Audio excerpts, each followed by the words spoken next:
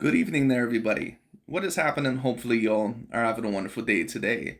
So, first of all, before I do start the video, I do apologize for not making that many videos as of late.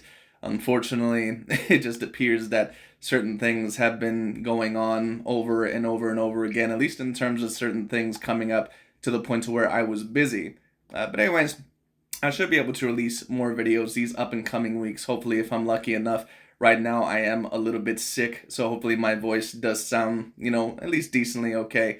But this video right here, I thought was going to be very particularly interesting, and I'm going to try to review and release a few videos, hopefully within the next couple of days. But this video right here, I think, is a great starting point, and this is going to be a video reviewed by that of Boxing Ego, excuse me, or I'm going to review that at Boxing Ego. And Boxing Ego, once again, I think he's kind of a double-edged sword. I think that, at times that he's, has some very logical and some very thorough points. I think other times that his points that they have a lot of racial bias or just bias in general. And I think that when it comes to his favorite fighters, that he can be a little bit emotional and a little bit biased. But it is what it is, as is most of the media, and especially most of the boxing media. But within this video, it's going to really give me the opportunity to kill three birds with one stone. And the reason why that is because the first topic that we're really going to talk about is that of Devin Haney and him rehydrating apparently to about 165 pounds in the Regis Prograis fight, which of course is pretty decent size when you're talking about the 140-pound weight division. We're also going to talk about Devin Haney being associated with that of the snack program, which I've always been suspicious, with, especially since Victor Conti, who you see right there sitting on the left of Devin Haney in the picture, right there in the middle. I've always been a little bit suspicious, and in my personal view, we'll go through that a little bit later. And of course, we get to talk about the potentiality of there being a Devin Haney versus Gervonta Tank Davis fight. So we're going to talk about all three of these topics. It should be a good conversation. Let's get straight into it. I come to you with bad news. Devin Haney just became a champion again in a brand new weight class, 140 pounds, defeating Regis Prograis. He gets at Gervonta Davis.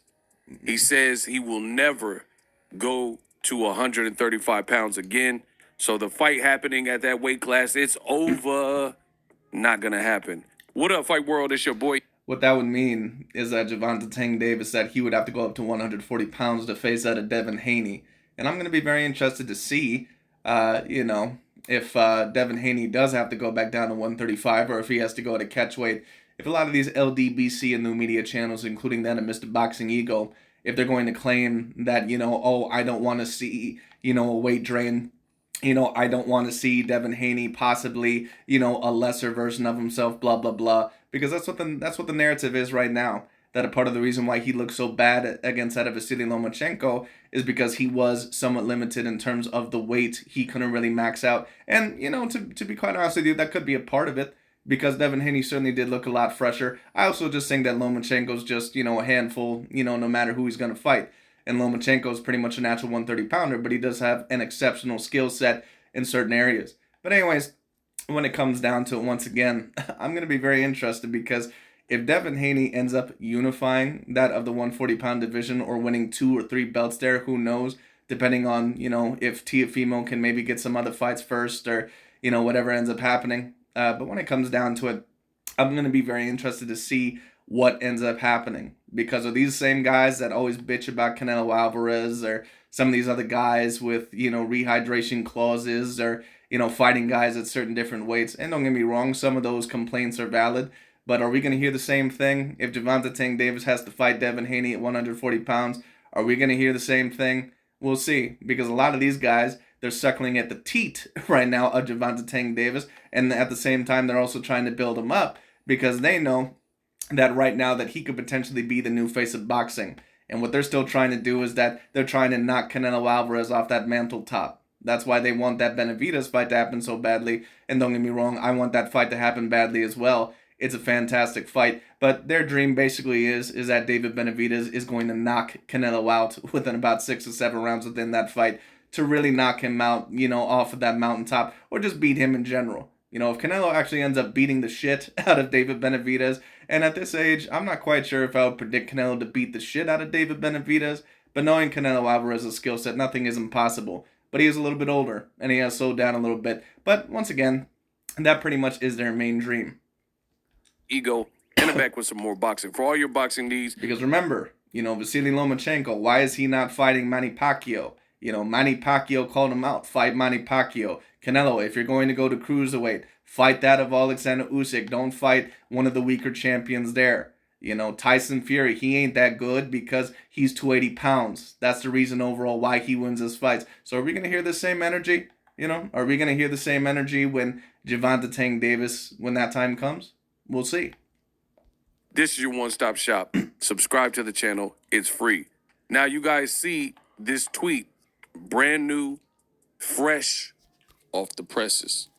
Devin Haney says, and I quote, "I will never go back to 135 pounds. Get it out of your head." So he's responding to Gervonta Davis. He follows up with an even more direct message.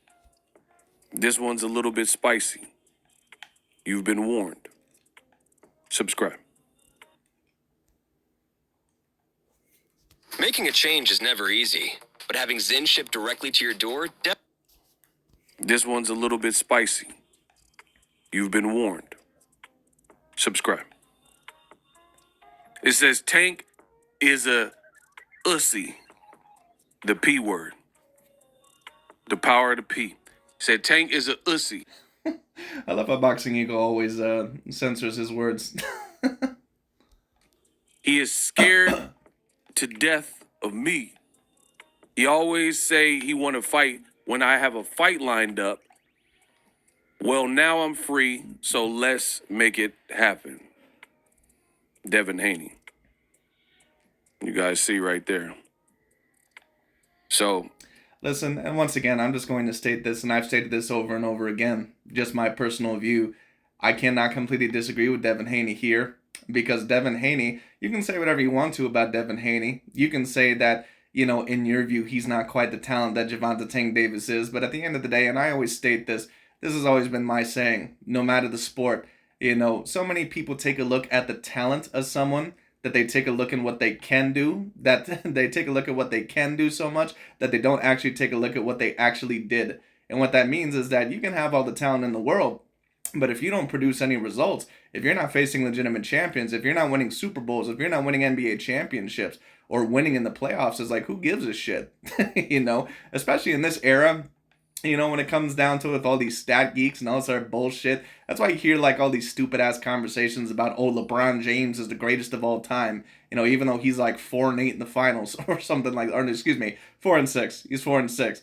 Even though he had, probably the most amount of talent around him out of any other player within NBA history. Then you had Aaron Rodgers, who always didn't have the most talented teams, but at times did have Super Bowl contending teams, or at least teams that should have contended for the Super Bowl. And they only did 1 year. And even that year, Aaron Rodgers was a little bit lucky to win that. Anthony Davis was another one. Anthony Davis is looked at as a guy who was a great talent. He was supposed to be the next best player of the league. He was supposed to be the best center. But Anthony Davis, he only got in the second round once. And within a several year span with the New Orleans Pelicans, even sometimes when he did have talent, he only made the playoffs twice. I mean, that's abysmal. So the point being is that I don't really give a shit what the sport is. And for those of you overall that have watched my channel long enough, you already know the type of person I am. I am a results-orientated person. And that's why for the longest time, even though Terrence Bud Crawford, with his skill set, he looks right up on par in terms of skill set with that of Canelo. Some would even argue over him. I could never have Terrence Bud Crawford at that spot before his most recent win over Spence Jr. Because, the resume is not even close. These LDBC and new media channels, they'll try to tell you that, Terrence beat undefeated Aegis Kavalaskas and Jose. Like, I'm sorry, dude, but none of those guys are legitimate championship level fighters. They're not. and if Terrence Bud Crawford was a Caucasian fighter, they would not be building up these fighters. They would not be building up these fighters like Jose Benavidez and Aegis Kavalaskas. Like, just sit the fuck down. There's no way, and you know damn well that those guys are not A-grade level fighters. Canelo, you can say whatever you want to about him, but at one point in time, Billy Joe Saunders was looked at as one of the best middleweights in the world. Callum Smith was looked at as the Ring Magazine champion, I believe, and one of the best super middleweights in the world. Caleb Plant was looked at and is still looked at as one of the best super middleweights in the world and one of the more talented fighters around. Danny Jacobs and Arasani Lara, two A-grade level fighters of their weight divisions. Gennady Golovkin at one point in time, debatably, some would even say number one pound for pound. I don't think I would have ever put him there, but he would have been within my, excuse me, within my top five for sure. So, we can bitch, moan, and complain about the resume all we want to. But if we're taking a look at the facts, and at the actual results, really not even a conversation. He's name calling Tank Davis, calling out Tank Davis. And the thing is about Gervonta Tank Davis, the reason why I bring this up is because it's getting time for Gervonta Tank Davis to finally fight that big fight. I mean, he fought Leo Santa Cruz and he fought Ryan Garcia, but we all know what I mean. I'm not a person to bullshit around. We all know that Ryan Garcia is not a super seasoned level boxer. He's a guy that's very physically talented, and he had a great amount of promotion behind him. But he's not Teofimo Lopez. He's not Lomachenko. He's not. He might be a bigger threat than Lomachenko now, just because of the age and the size. But he's not Teofimo Lopez. He's not Devin Haney. He's not Shakur Stevenson. He's not any of those fighters. He's not any of those fighters. And Gervonta's not even fought someone on the level of an older Lomachenko. So once again, it's getting time for Gervonta Tank Davis. And I know that people want to prop him up and all this other stuff. He's a very greatly talented fighter. I think that debatably he's the greatest talented fighter in terms of, that Stevenson, Devin Haney, Teofimo Lopez, Lomachenko little package. But at the end of the day, I need to see the results. I will give you guys my thoughts, but let me tell you what Tank had to say.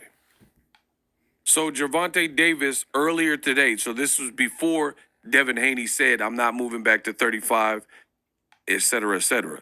Earlier today, Gervonta Davis tweeted this, and he says, get that snack-ish out of boxing. So right then and Experience China before communism, the life-changing. And he says, get that snack-ish out of boxing. So right then and there, he's basically... And you know what? If these channels heard Canelo or Tyson Fury or one of these other fighters say something like that they don't like, they would say that they're immediately ducking that fighter. That's what they would say. But because this is Gervonta Tank Davis, the new Black Prince, overall to where they're trying to put him on the throne as the main face of boxing, as the number one pound for pound fighter, they see him as the future, at least for a little bit of time. So he pretty much overall, has that street cred, at least according to them. And they're not overall going, to tear him down because he's basically their main politician for their representation, for their political ideologies. It seems like he's insinuating that Devin Haney could be on something or that Snap is not on. And let me tell you what, do I completely disagree with Gervonta Tank Davis there? No, I don't. Because you know why? The snack program is owned by that of Victor Conti, who, by the way, for those of you that don't know Victor Conti, I believe I'm pronouncing his name correctly. Victor Conti was once upon a time one of the top suppliers of PEDs and drug cheating, to top athletes across the world. So what you're going to sit here and tell me, in my personal view, is that Victor Conti, that he started overall a completely new, clean company. I'm not saying it's impossible. Do I believe that shit? No, I don't. And just in my personal view, especially with some of the changes that sometimes you see within these fighters, all of a sudden when they're within that of the snack program, bigger, faster, potentially stronger, all those guys, in my view, within that of the snack program, they're on PEDs. I have no doubt about that within my mind. Devin Haney, Demetrius Andrade, Caleb Plant, Terrence Crawford, Shakur Stevenson, excuse me. And, there might be a couple of other fighters that I'm personally forgetting. But all those fighters, they can talk all the shit that they want to. They're on something. It is what it is. And I know a lot of people, they're not going to agree with that. Now, now can I say it as plain as day as what I could say maybe for like a Canelo Alvarez or a John Pascal or a Sugar Shane Mosley? Because once upon a time, those guys were 100% for sure caught on PEDs. No, I can't say it, 100% for sure like that. But if you were to ask me, I think there's about a 99.999% chance that they're on something. Just my personal view of it. Up and up in some kind of way, because that's what it sounds like he's alluding to. Keep in mind, I did a video about this earlier. The California State Commission came out, the information, because they released it, that Devin Haney rehydrated 25 pounds versus Regis Prograis. So That's humongous. That was the same weight that Terrence Bud Crawford would rehydrate at the 147-pound weight division. It's also the same weight that Miguel Cotto and Marcos Maidana would rehydrate at, at the welterweight division. What that basically means is that you're pretty much a damn welterweight in there. Now, I'm not sure if maybe he thought that he had to get a little bit bigger for this fight. Some fighters do that. I think Andrade did that a little bit against David Benavidez and Wilder against Fury in the third fight. That way they can kind of feel the size and the weight and the power a little bit more. But, Devin Haney, to me, when I took a look at him in that fight, and he still had his speed, he still had everything, he looked completely comfortable in there. Devin Haney looked like a 147-pounder. oh, the smaller guy, or And this is why, whenever we also compare wins in different weight divisions, in my view, they're not all the same. Because you have certain fighters that started off at 135 at one point in time in their career, and they really probably should have been fighting at 147, at least when they filled out a little bit more, like Oscar De La Hoya. There's a reason, and I always tell people this, and I always get certain people that are emotional, or they disagree, and they're saying, oh, you're wrong. Canelo's not greater than Oscar De La Hoya. Listen, at the end of the day, Oscar had two all-time great wins when he clearly was bigger than those fighters, Julio Cesar Chavez Sr. and Pernell Sweet Pea Whitaker. And a lot of people thought that he should have lost that Pernell Sweet Pea Whitaker fight, but I won't really go into that. The point is that we don't really know how great of a fighter you are until you start fighting guys similar of size or potentially even a little bit bigger than you. And that's why I say, and even Devin Haney has Canelo Alvarez still as his number one pound-for-pound fighter. I have Terrence at the moment. But if you were going to have Canelo, I can't necessarily disagree with you, because people take a look at Canelo in his 4 different weight classes. At the end of the day, what people don't realize is that Canelo started off at 154, and he was just as big as some of those guys at 154. Now, I would say that, he's probably bigger than a natural 154 pounder at his biggest. He's probably more of a natural 160 pounder, maybe slightly bigger than those guys. But when you take a look at Canelo, against Lara, he's not like majorly bigger than him. When you take a look at him against Trout, he's not majorly bigger than him. He's girthier than those guys, but he's not majorly bigger than them. And then when you talk about him versus Gennady Golovkin, Danny Jacobs, even Billy Joe Saunders, Caleb Plant, I don't even think he was girthier than those guys. He might have a girthier build in some parts than those guys, but that's why I say, people don't realize that Canelo, he's beating guys that are bigger than him. Now, not every single one of those fighters, not every single one I would always say is an A+, like say, what's his name? John Ryder, that was that one dude that he beat the shit out of when he fucking went up to 168. The hell was that dude's name? I can't fucking remember his name. But anyways, when it comes down to, I'm not saying that every single one is an A grade. Every once in a while, there's an Avni Yildirim or Rocky Fielding. There we go. That's his name. Or Rocky Fielding, or that, say, of a John Ryder. But a lot of the times, Canelo was fighting Billy Joe Saunders, Caleb Plant, Callum Smith. All these guys were looked at as A-grade level fighters until they wanted to tear down those opponents because they knew that Canelo was going to fight him. All right. On top of that, Danny Jacobs, Gennady Golovkin, Kovalev, all these fighters that I mentioned, a lot of these guys are bigger and lengthier than Canelo, and somehow he's still able to beat him. who the people thought was the smaller guy, Devin Haney, went from 135 in the Lomachenko. And the only other fighter, if we're truly going to talk about it, or the only other fighters, if we're going to talk about it, that are fighting guys that are a little bit bigger than them, or potentially bigger than them, would be maybe Naoya Inoue and that Alexander Usyk. That's about it. Terrence Bud Crawford, I mean, in terms of weight, some of those fighters might be a little bit bigger, but Terrence is a dude with a 74-inch arm reach, and he rehydrates about 160 to 165. He fits just fine at the welterweight division, so I really don't count that. When you talk about, that, even of Dimitri Bivol or Tbilibiev, they're fighting guys probably around their similar own weight, so I give them a lot of credit, but that's, a big part of the reason why they wouldn't quite make my top 5 pound for pound. Because when you talk about, Crawford, Canelo, Inoue, Usyk, and also Fury, I mean, some of those guys that I mentioned, they never really fought a guy that was great and truly, all around bigger than them, like Crawford and that of Fury. But when it comes down to it, their skills are exceptional. They have an A-grade level resume, and they have a great amount of accomplishments. So that's why all those fighters are within my top 5 pound for pound. Fight to his next fight, Regis Prograis at 140, and then weighed in at 140 flat. The next day, he weighed in 165, and the commission report confirmed that. So he rehydrated 25 pounds overnight. And this was a brand new weight class for him. So I don't know. Devin Haney, it sounds like Gervonta Davis is taking a shot at that because he said, get that snack stuff out of boxing. Like, so he's basically insinuating he doesn't believe something's on the up and up. That's how I take it. Basically, what he's alleging is that he believes he's on steroids. And do I also believe that? Yes, I do. But at the end of the day, once again, and I've already stated this, steroids to me have never been a big enough excuse because a lot of these fighters are on them anyway. And who knows, Gervonta Tank Davis might be on them as well. Maybe not. I don't know. If you guys take it a different... One thing I'll give Gervonta Tank Davis, I don't know if he's associated with the snack program. So if he is not associated with the snack program, I'm assuming that he isn't, because why would he bitch about it if he was? But, I'll give him that credit. I don't think I've ever seen him associated with snack. way or have some secret hidden meaning, please let me know in the comment section. Gervonta Davis then said, did he or did he not get caught cheating before them snack people? And he's obviously referring to Balco and Victor Conti, who is the head of the snack program. So he's like, hey, answer a question. Did he or did he not get caught cheating before?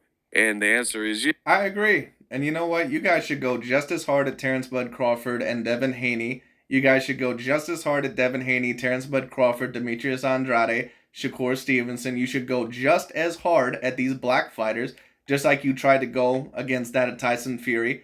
When allegedly he had this boar meat and all this other stuff, and apparently there was this farmer that was going to be a whistleblower, all this other stuff, or that he was finally going to tell. Remember that huge ass investigation? And that's not me saying, that potentially there was not a little bit of realism behind that. Who the fuck knows? But at the end of the day, there was never any actual complete evidence to support it any further. So either the man got paid or he was full of shit. But, and do I believe that Fury possibly was on something at one point in time? Yeah, I do. But at the end of the day, once again, you guys remember all this stuff about, he might be on steroids, Inoue might be on steroids. Remember all this? They were raking Inoue over the coals because of his complaints about PED testing, which I don't even think he was complaining about PED testing. And on top of that, he agreed to it. But the reason why he was complaining about it is just because they come all the time at random. And he believes that there was too many tests. Now, of course, I can see why certain people would find that suspicious. But it's just very interesting because whenever it comes to their favorite black fighters, in a program owned by a guy that was a former top-of-the-line drug cheat supplier, there's never any allegations against these guys. Never once will you ever hear Dante's Boxing Nation or some of these other guys. I mean, Boxing Ego pretty much goes the furthest. Maybe Blue Blood Sports TV or some of these other guys do. I don't fucking know. But anyways, isn't it very interesting how there's never any allegations from most of these guys against those fighters? But evidence or not, boy, they'll allege that against Fury. They'll allege that against a certain amount of these other fighters. They have no problem with it whatsoever. I just find that very particularly interesting. Let's also remember, and I reviewed a video not too long ago, Champ's side, when Alicia Baumgardner overall was caught, he stated that he's still going to have Alicia Baumgardner on his top 10 pound for pound list, when allegedly one of the reasons why, one of the factors of you not being on a top 10 pound for pound list is because you were maybe a drug cheat. So he don't have Fury, he don't have Canelo on his list because they're drug cheats. But Alicia Baumgardner, she can be on there. Once again, I keep telling people about these channels. And every once in a while, I get, some of these guys that clearly are supporters. And they're like, oh, well, who cares if they do this? They want to be doing it over with this. And listen, I get it. A certain amount of the boxing media certainly can be racist and racial. A lot of them certainly can try, to kind of put black fighters in a bad light. All that is fine. But don't sit here and tell me that those other channels are logical and objective. Don't sit here and tell me overall that, they're just doing what's bullshit. Basically what they're doing is old media, just a pro-black version. That's all they're doing.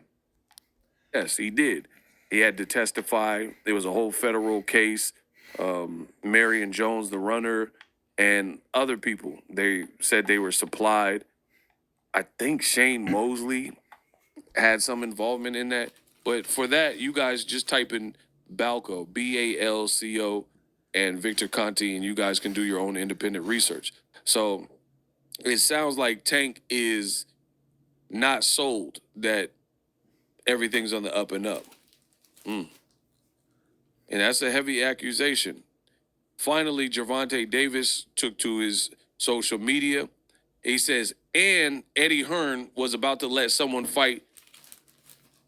Switch now and turn any iPhone into a new iPhone 15 Pro with titanium and iPad and Apple Watch SE, all on us. Before, after they caught dude cheating. And that also is true. So Gervonta Davis is stating facts. The fight he's referring to is Dillian White, who is now, not at the time, but now he's failed a total of 3 drug tests in his career, boxing and mixed martial arts. He just failed, and I ain't really heard nothing from Dillian White ever since, but he did fail a 3rd test. Isn't that also very interesting? Dillian White was caught on steroids, and that was all they cared about. But then Dillian White, was fighting Tyson Fury, and no mention of it. Now, to be fair, Tyson Fury at one point in time, he also had a suspicion for steroids. Someone could easily make the argument that that was the reason why. But it's just very interesting. They always mention steroids when it comes to their favorite fighters, possibly get in the ring with these guys. But then when it comes to a guy they don't like, they don't care. But the one that Gervonta is referencing in this tweet, saying Eddie was about to let someone fight, and they caught dude. He's referring to Eddie Hearn had a matchroom card, rematch room, and Dillian White did end up fighting Oscar Rivas. And Boxing Ego keeps calling matchroom, rematch room. Let me actually tell you what, they've been putting up some decent fights as of late. They might become the number 1 overall if they keep putting up fights like this, because they are starting to give the people what they want. So I give Matchroom a lot of credit. But this is also a part of the reason why when the PBC left Showtime, why so many people were smiling from ear to ear and poking fun at someone like Boxing Ego. And this is what these channels like to do. Because they love to say, oh, I don't know why people would be happy and why we can't just respect and all sort of bullshit. You get the energy that you put out, period. Whether you think, that energy was put out by many other people before you started acting that way. At the end of the day, when you see new people, and they see you and they see what you're about, if you want to take, that racial energy that other people put towards you as well, all that's well and good. But then you got to expect that energy to continue. Whatever energy you decide to flow with, whatever it be positive or negative, is going to follow you throughout. There's always going to be positive and negative energy no matter where you go. But if you're mainly positive, mainly positive energy is going to follow you. If you're mainly negative, then mainly negative energy is going to follow you. And that's a big part of the reason, these guys always love to bitch, moan, and complain and say, I don't know why people do this. It's because you talk a lot of shit on overall HBO. You talk a lot of shit on that of Top Rank. You talk a lot of shit on that of the other ones. And I get it to a degree, because it isn't like those guys have always been on the up and up. And Bob Arum, he's a little bit, he's screwed over some fighters. I get all that. But at the end of the day, if you're going to do that, and I'm sure that PBC has not always been on the up and up either, then you got to expect the energy that comes right back. He failed. They announced privately, not publicly. And once again, if you want to talk shit about that of the other ones, no problem. But don't bitch and moan when someone overall, once again, comes right back with that energy, period. Because I'm sure, once again, that PBC is not always on the up and up either. They did announce that he had failed a test, didn't tell the other team. So Oscar Rivas and his team had no knowledge of this. And then they had some kind of private hearing and let Dillian White fight and sort it out after. So this is what Gervonta is referring to. A lot going on here. This was Devin Haney versus Regis Prograis. That was a spectacular performance by Haney. This is the shape he was in. You see he dropped the career 140 pounder, Regis Prograis. He had a great performance, but just to rewind that, I gotta look at those trunks real quick. Hold on.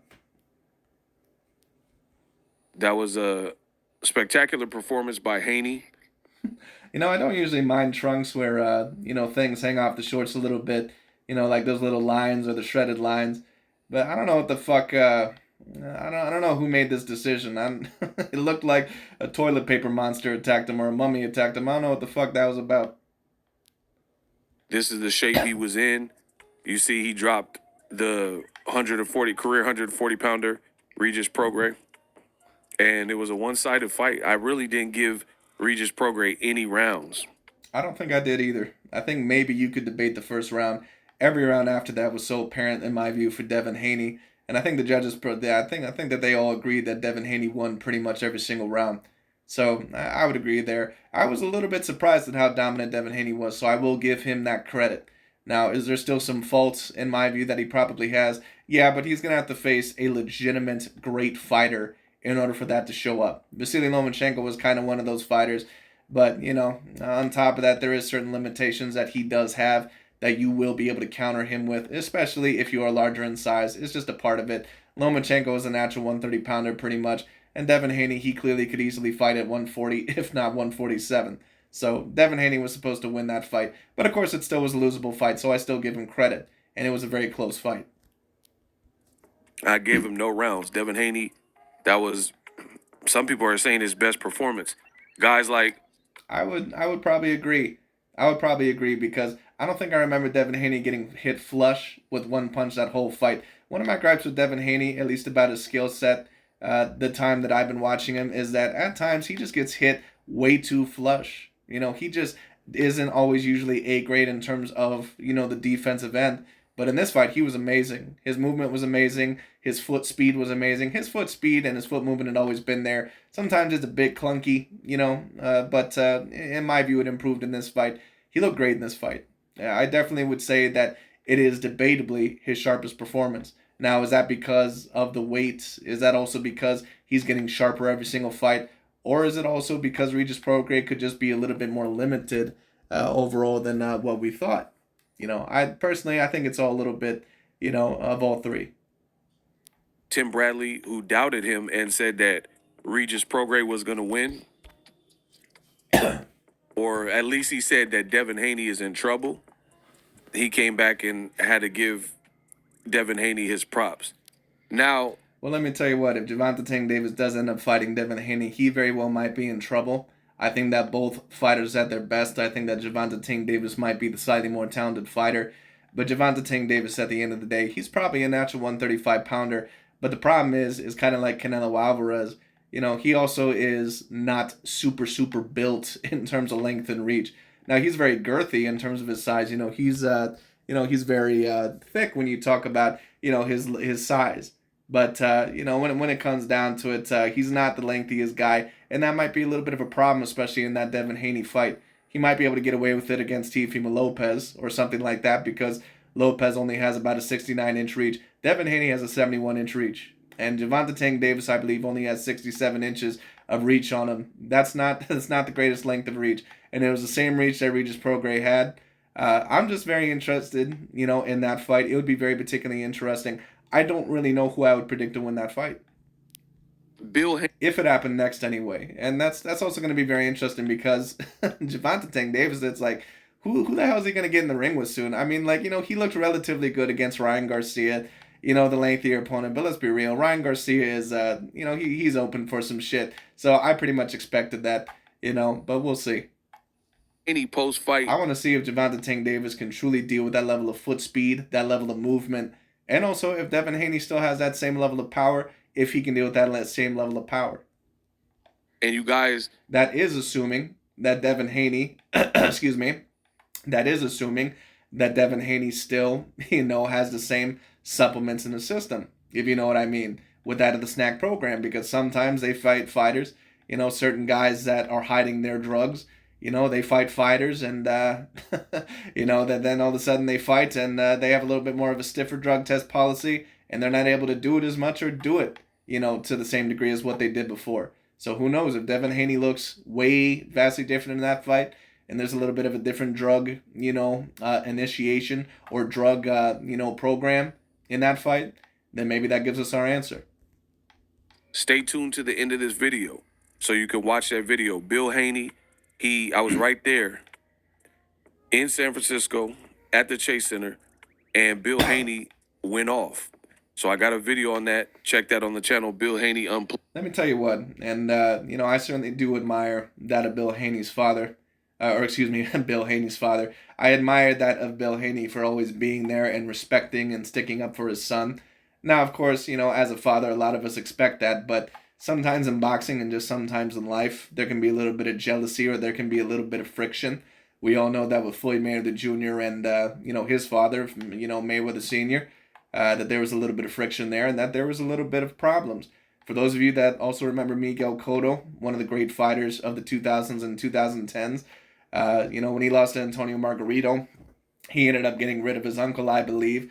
I don't remember the dude's name, but he ended up getting, rid of him as a trainer because he felt that it was best. And apparently they kind of had a little bit of a falling out after that, at least for a certain amount of time. I'm not sure where they're at, but, just always nice to see it. Sometimes they, of course, have certain falling outs, but you know what? It seems like they have a very strong bond. Even the Benavidez brothers, David Benavidez and Jose Benavidez, at times it appears that their father has had a little bit of a strained relationship with them. Teofimo Lopez, with his father, has had a little bit of a strained relationship with him. So it's always nice to see a father, in my view. Bill Haney has done an excellent job trying to coach his son, being there for his son, promoting his son. I think he's done an excellent job, and I certainly think that it's admirable. Where Bill Haney called out Tank, and he's like, man, he need to fight us, and, these kind of things. Now Devin Haney continues to press that line and push for that fight. He's saying every time I don't have a fight, Tank Davis pops up. When I have a fight, but then when I don't have a fight, he said he's saying everything but let's fight. Now, right, so you know what? Let's start pushing Gervonta Tank Davis as hard as what you push that of Canelo Alvarez. Because Canelo Alvarez and other fighters are getting all this pressure.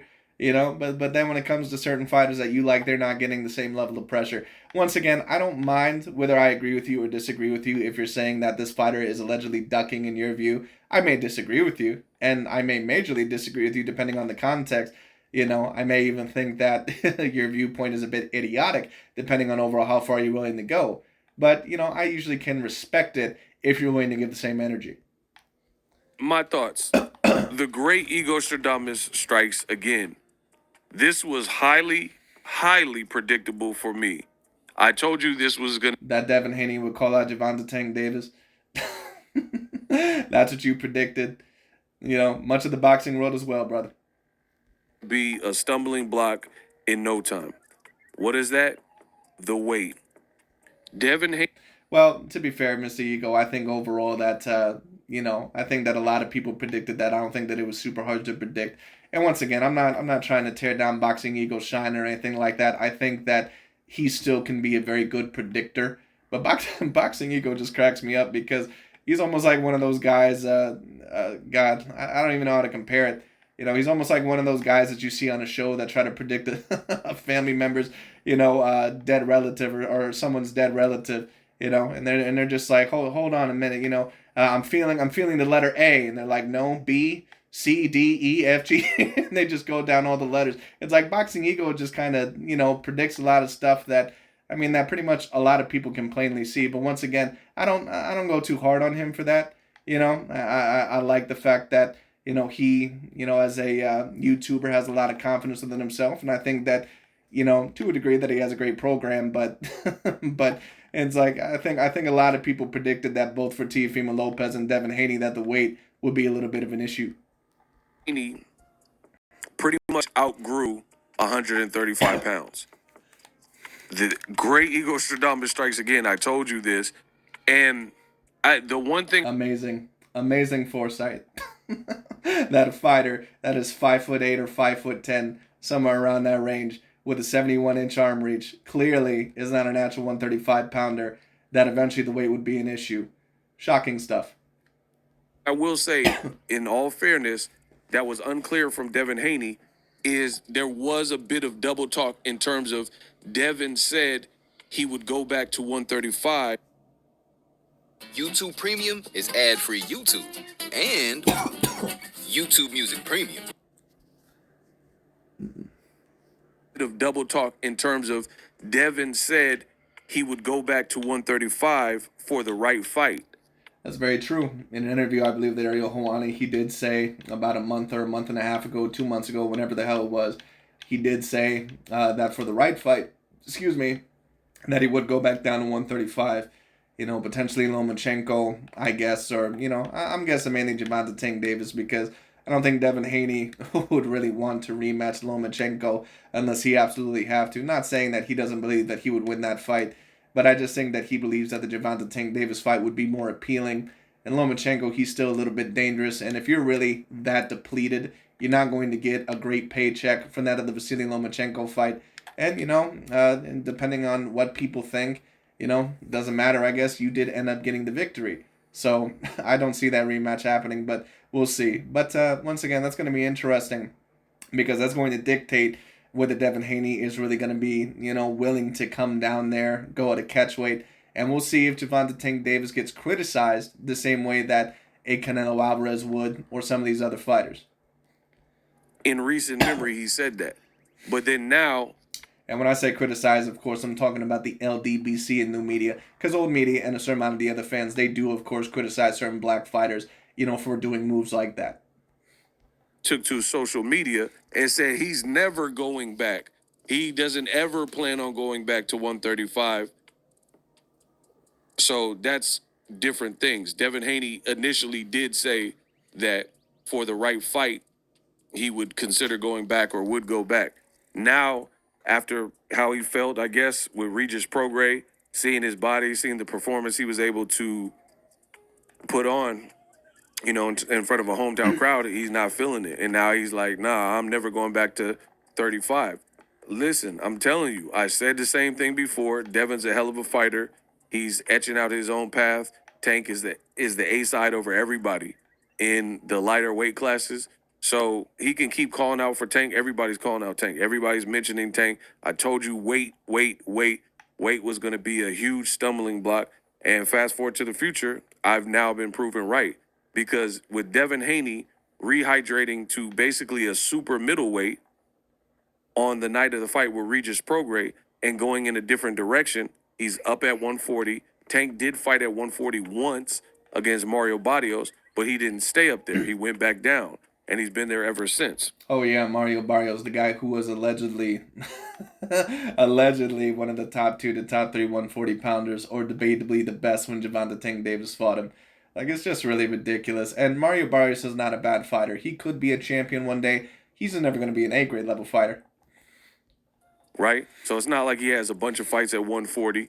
Devin Haney rehydrated to 165, which is, again, super middleweight territory.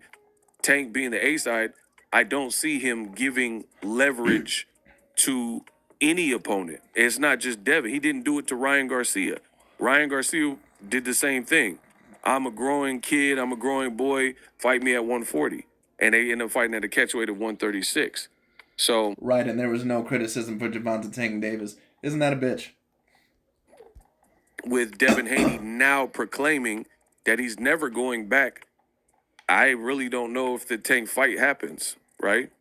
And I know that's going to be a very interesting fight because Devin Haney will have to decide if that paycheck and potentially if he truly believes that he can win that fight. Because if Devin Haney really starves himself and if he goes back down to that weight division or if there's a catchweight, it could be a little bit of a problem. And on top of that, if Gervonta Tank Davis is able to take advantage of that, and if Haney is weak at any point and not in the same conditioning, then Gervonta Tank Davis has the potential to hurt you really, really badly. And a lot of fans hate PBC, they hate Tank, hate Al Heyman, and things like that. Right, just like you hate Bob Arum, and just like how you hate, HBO and Top Rank and Eddie Hearn and Matchroom, just like you called them Rematch Room. Quit your bitching. So they're going to still push for it and say, oh, he needs to do it. But again, when you're the top of the totem pole, you don't really have to bend to other people's will. You beat to the sound of your own drum. Right, so let's start having the same conversations about Canelo Alvarez then. Let's start having the same conversations about Canelo Alvarez. These guys always love to talk shit about how, Gervonta, he's for real. He called out Josh Taylor, and he called out, Teofimo Lopez, and, Regis Prograis, and some of these other 140-pounders. All Gervonta Tank Davis has been, as of late, has been talk. And if he truly is that great, just like you guys had the same narratives with Vasily Lomachenko, fight Manny Pacquiao. Canelo, fight Alexander Usyk, fight Artur Beterbiev, fight David Benavidez, And don't get me wrong, the Benavidez fight is more understandable because that is, going to be at 168 pounds. But once again, let's keep the same standards here. Floyd did it, Canelo does it, and that's just the reality of it. So Right, so then why does Canelo Alvarez get the most amount of criticism then on your channel? people can say whatever they want. I told you, and then I showed you. Weight was going to be a factor. So realistically speaking, I could see. And here's the other thing: Devin is talking about fighting at 47, which is even higher. Tank's never fought there. I mean, neither has Devin at the moment. So I think between both fighters' egos and pride and money, I mean, because money is also an issue. Tank's gonna be like, I'm the lion's share, I'm the A side. Devin's gonna be like, oh, I was undisputed and I moved up and beat Regis Prograis at 140 easy. So there's a lot that would really need to be hashed out for this fight to happen. And me personally, I don't really see it. Devin's, trying to clown Tank, and he's putting out his tweets, calling Tank names. Tank is doing little subliminals saying, "Hey." Right, but according to your standards, Mr. Ego, doesn't that mean that Gervonta Tank Davis would then be ducking that at Devin Haney? If he unifies the 135-pound weight division, isn't that what that would mean? Because for Canelo Alvarez, when he's clearly out-lengthened and he clearly is shorter, that's not an excuse for Canelo Alvarez for you guys. Lomachenko clearly not the same size as Manny Pacquiao and some of those other guys at 147 or 140. That wasn't an excuse for him when it came down to it. So wouldn't that mean that Gervonta Tank Davis is avoiding that at Devin Haney if that fight doesn't happen, especially at 140 pounds? Once again, we'll see. When I pull up on dude on my soul, it's not going to be what you want. So we'll see. We'll see if I'm wrong. To this point, your boy Ego has been right, but we'll see if I'm wrong. Yes, you've been right with saying the sky is blue and that the grass is green. Weight is, I think, the major obstacle that we're at. So let me know what you guys think. Drop your thoughts in the comment section. Subscribe to the channel for more. And maybe he's just saying that the weight is going to be an obstacle for that of Devin Haney versus Gervonta Tank Davis. Well, I can tell you that more than likely it's probably going to be a little bit of an obstacle, but my prediction is that if Devin Haney truly believes that that fight is worth it enough, he more than likely will suffice to some of Gervonta Tank Davis's demands. That is personally my prediction, because the Gervonta Tank Davis fight is just a fight that could potentially take you on a whole new plateau. And a lot of the times when you have a face of boxing, even sometimes with that risk, people are willing to take that risk. Now, there's certain fighters like Andrade, there's certain fighters like, Benavidez, to where, or David Morrell, or Janabek, where they take a look at those fighters, or Rigondeaux once upon a time, and they say, what the hell do I want to get in the ring with that fighter for? I'm not getting a major paycheck for that fight. He doesn't offer me a whole lot, and I have the potentiality to get my ass kicked. Why the hell would I want to fight that guy?